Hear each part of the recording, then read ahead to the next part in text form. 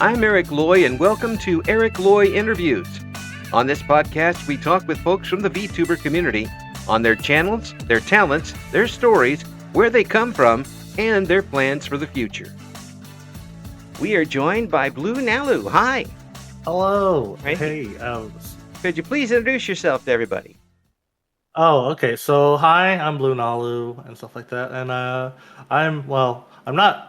I'm a VTuber, but right now I'm like a 3D VTuber. But then so my model is almost done, but it should be like ready in next month and stuff like that. But yes, I am just a VTuber in short. So when did you get started? So let's see. How long have I been? I've been streaming for about. This is like my almost 2 years already, but I only started doing the VTube thing like just this year. Because when I first started, when I started, I didn't even use a mic. I was just streaming games with no mic, and I would just like type to the chat and stuff.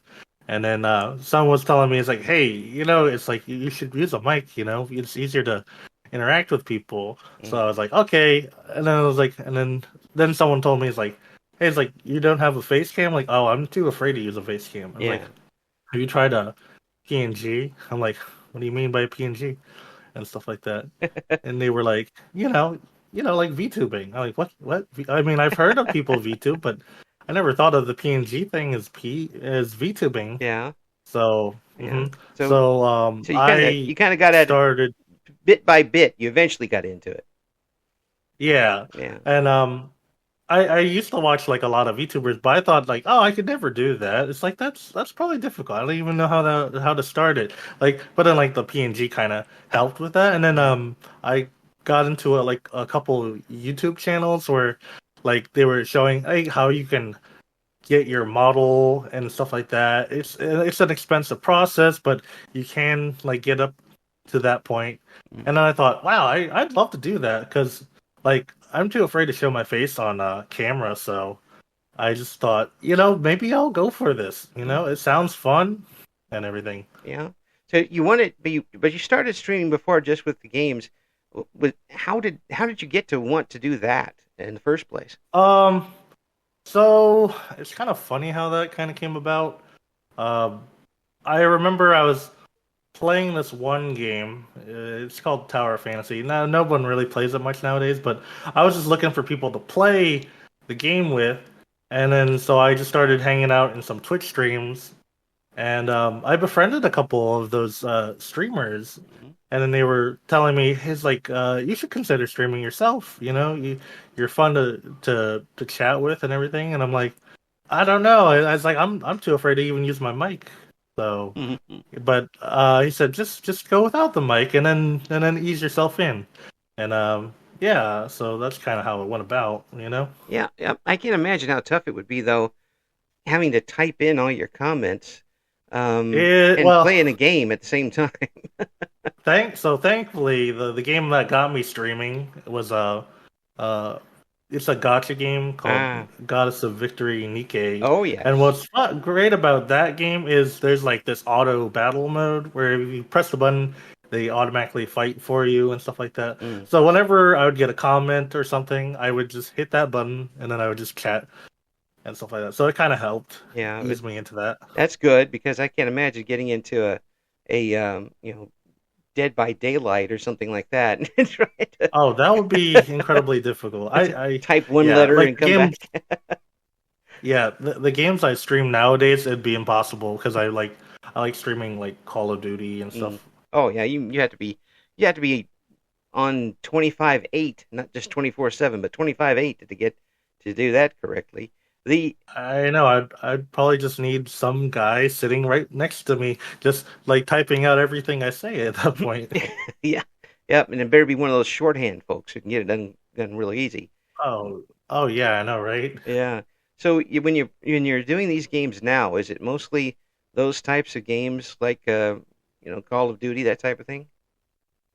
So like growing up, I played like I've been playing games for about like since I was 8 or 9, but I really got into gaming about like high school, and one of like my first. It was like my when I got internet, and then I just started getting into Call of Duty and like Gears of War and Halo, and it was just one of those things where I just really enjoyed playing those. And then when like someone's telling me, it's like, so what are you doing for content? Like are you just a variety streamer and stuff like that? I'm like, I never really thought about it. Like at first, I wanted to do variety stuff, Hmm. and I do a bit of variety, but I kind of focus my attention mainly on shooters because it's like what I've played for most of my life at this point. Right, right.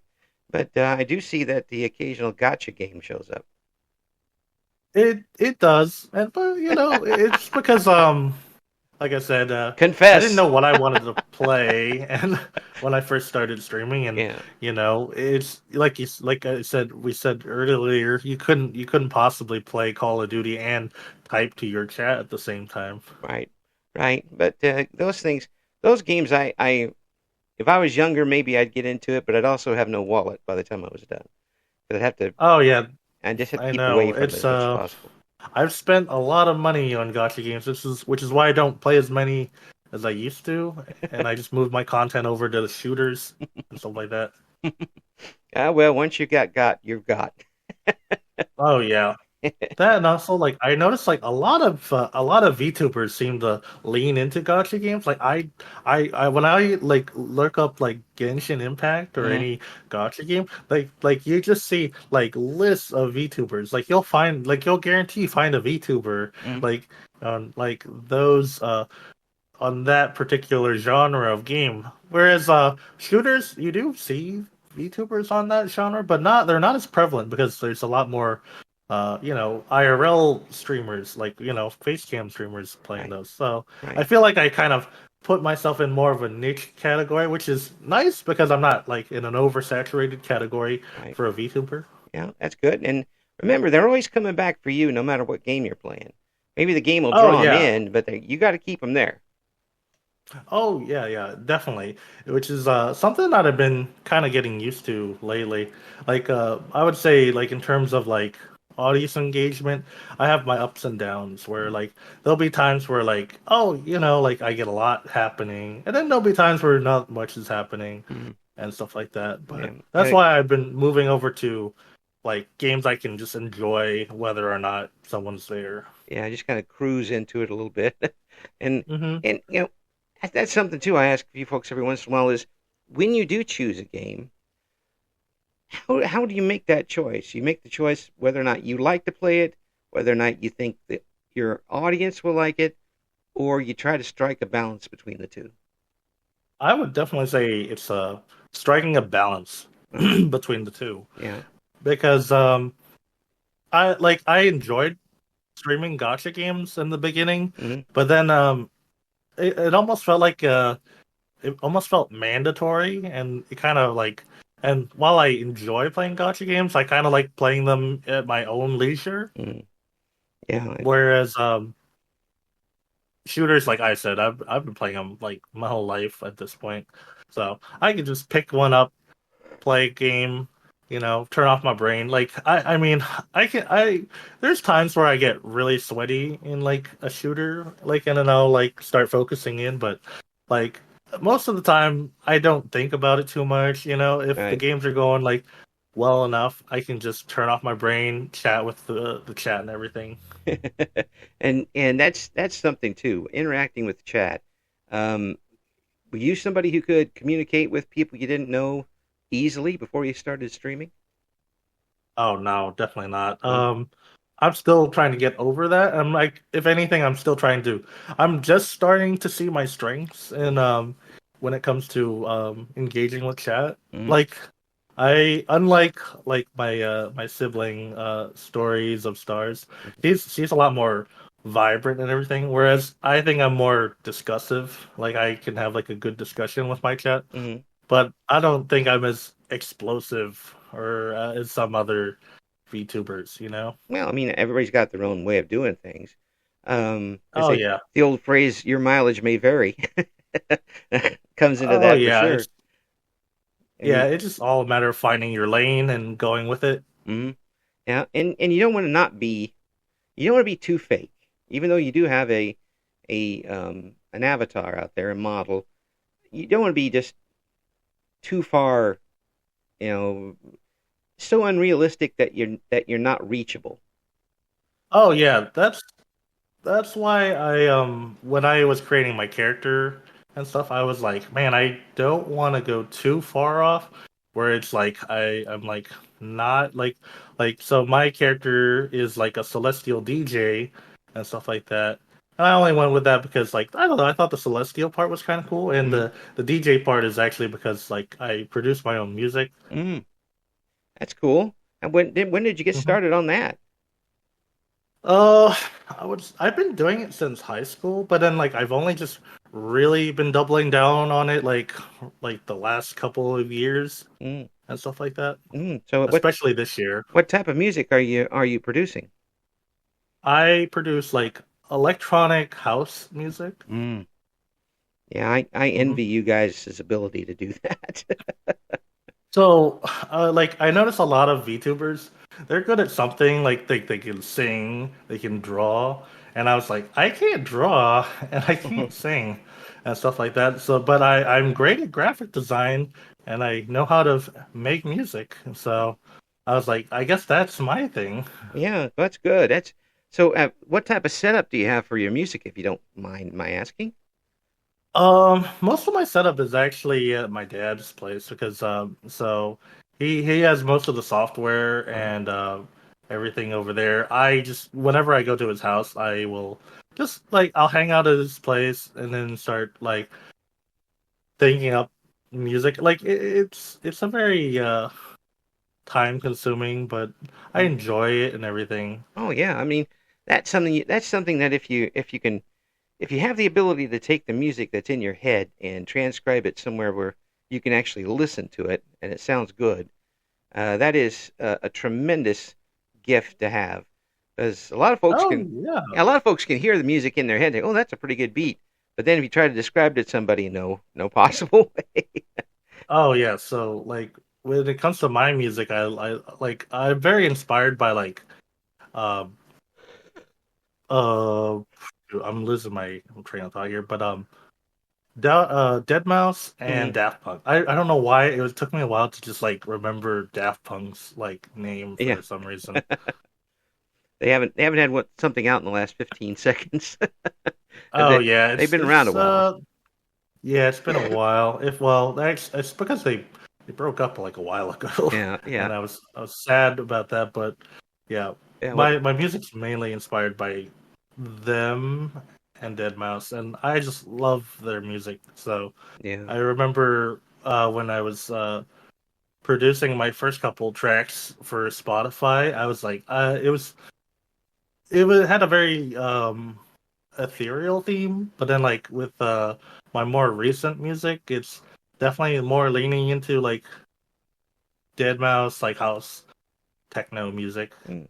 How long does your average composition go? Like the song length or how long it takes Yeah, me to put them yeah. together. How long does it usually play? Oh, they range. Like my longest song is right now with my new album coming out is like 7 minutes. Hmm. And they get down to about 4 or 5. It ranges 2 minutes to like to 5 minutes. It's all a matter of like how I compose the track and how it starts to sound, and then well, some tracks I'll be like, I this sounds great, and then like I'll try to make it longer, and then it's like, no, that's too much. I cut it down, and then yeah, I'm like, I'm satisfied with it. It's all a matter of just like how long is it before it starts to overstay its welcome. Yeah, yeah. You weren't alive during the disco era, were you? Oh no, When definitely not. you had My entire mom album was. sides that were one song sometimes. Here's the Oh yeah, 36 I minute know. version of Staying Alive.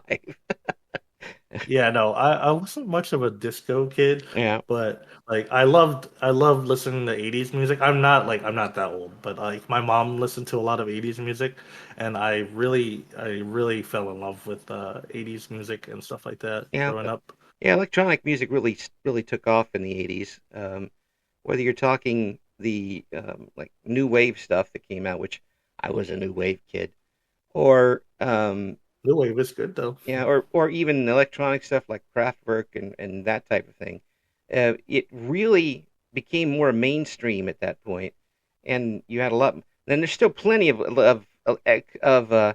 with house music and such, a lot of experimentation going on, and folks are still finding a lot of new things to do with it. So that is, Oh yeah, I remember when like dubstep like hit the scene, and I was like, wow, it's like this is different, you mhm. know. But I like it, but it's different for sure.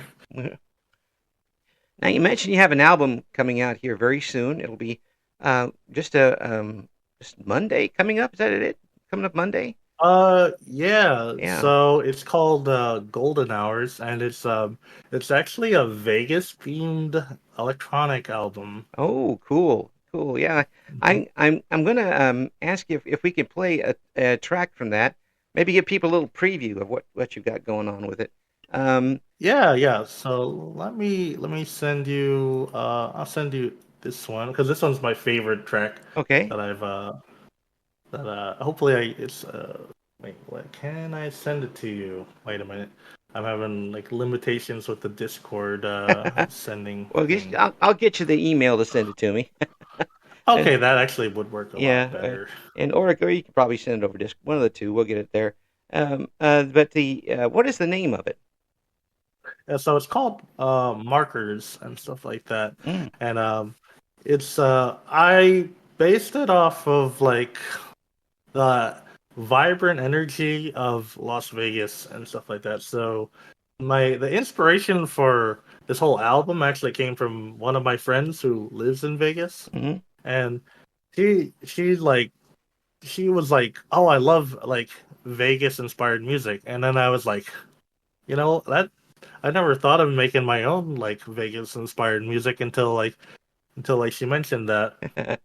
Well, And then there's plenty of bells and whistles to go by. That's for sure.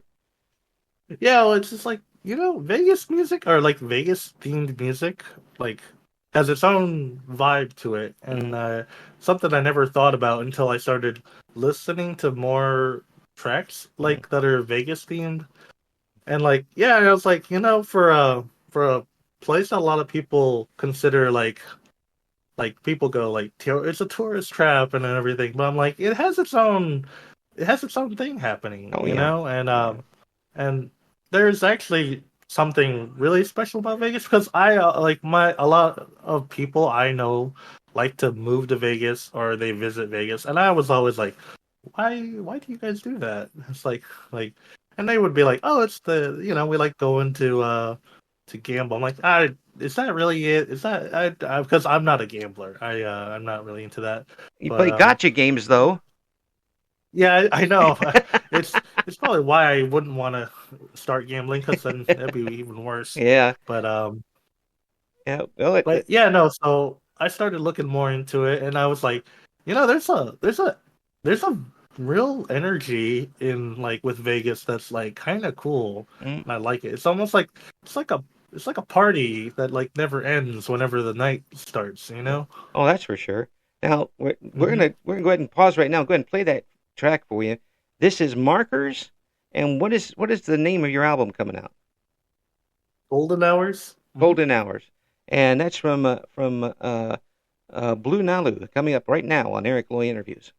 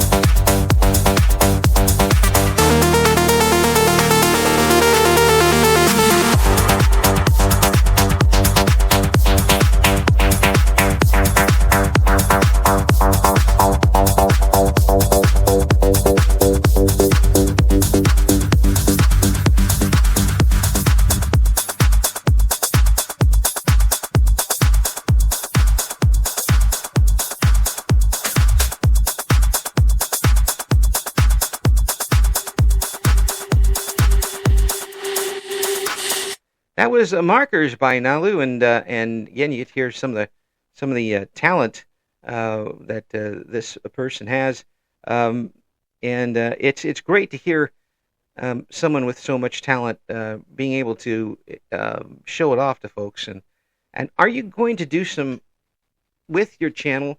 Do some composing while you've got chat going? Are you going to do that as part of your stream? I'd like to, but I just enjoy just playing video games on stream. I tried doing art Hmm. streams and stuff at one point where like I would do my graphic design work on stream, and it's it's fun. It's really fun, but I don't know. I like to separate my art stuff from my just leisurely hobby stuff. Right. I you know so because I feel like when I'm chatting with people, I'm so focused. Like as someone with ADHD, I get so focused on one or the other that I end up like kind of it leans towards one way or the other. So I'll Yeah. either be just chatting so much that I'll have nothing done, or I will be so focused on making something that no one will like even like pay attention or like because I won't be paying attention, and then there'll be like people trying to chat with me, and I'm like, oh, I'm so sorry. I'm just so like, cause like especially with music, you have to just like keep playing the song over and over, Hmm. and you're just like trying to listen for details. It's so hard to do that while you're like looking at stuff. You're an artist, and the music is your art, and artists are never satisfied. Oh yes, you wouldn't believe how many tracks I've like made and put and thought about putting into the album just to toss it away. Mm, Like I think I could have made. I think I've made enough music to make two albums boy, and stuff like that. I, But I I used to do a lot of production at the radio stations, and that we're talking from 1984 to the 2000s. The difference is so amazing in what we're able to do because back in 1984 we were still analog with almost everything as far as recording went. It was, and the difference now is being digital. Uh, Not only are you able to do a lot more things with it, and you don't end up stretching your tape, which is a terrible thing to have happen, but I you, can only imagine. oh my gosh, I can tell some stories on that. But you get to hear every little flaw too. Nothing is masked in digital when you're listening to a raw particular tape to it. So you end up doing more and more tracks, I imagine, even with digital than you would with the tape.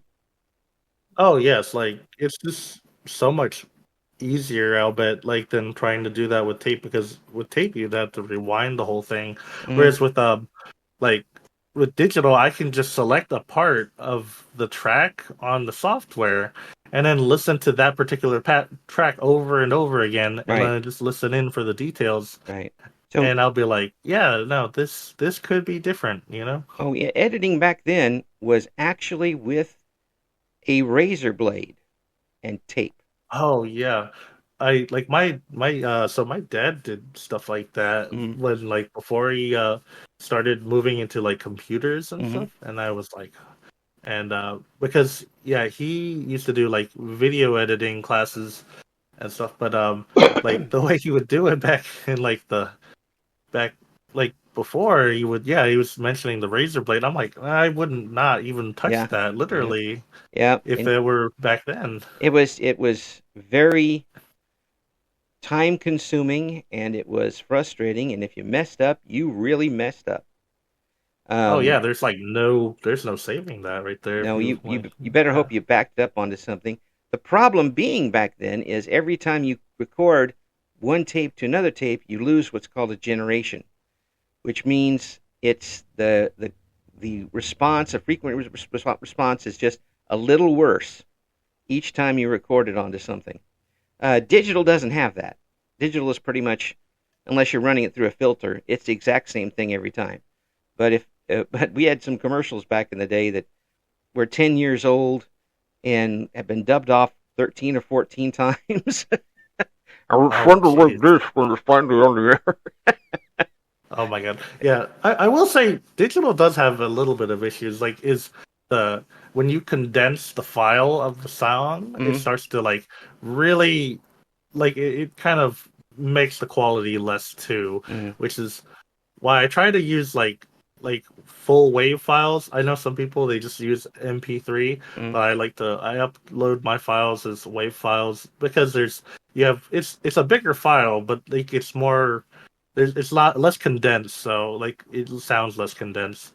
But then because like when you're streaming it, it's getting condensed even more, and then so I try to like make sure that the sound is as good as the let's see, like as robust as possible, because We had a long wave versus MP3 file fight in radio.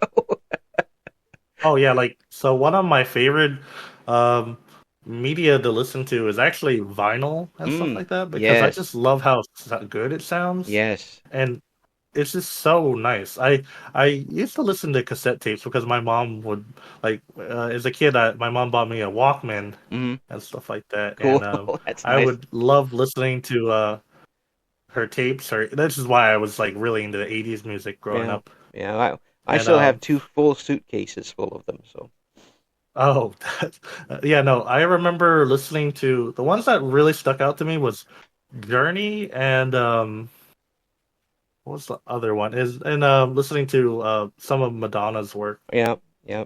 Some of her early stuff was definitely groundbreaking for the time. But of course, I had all the stuff Oh yeah.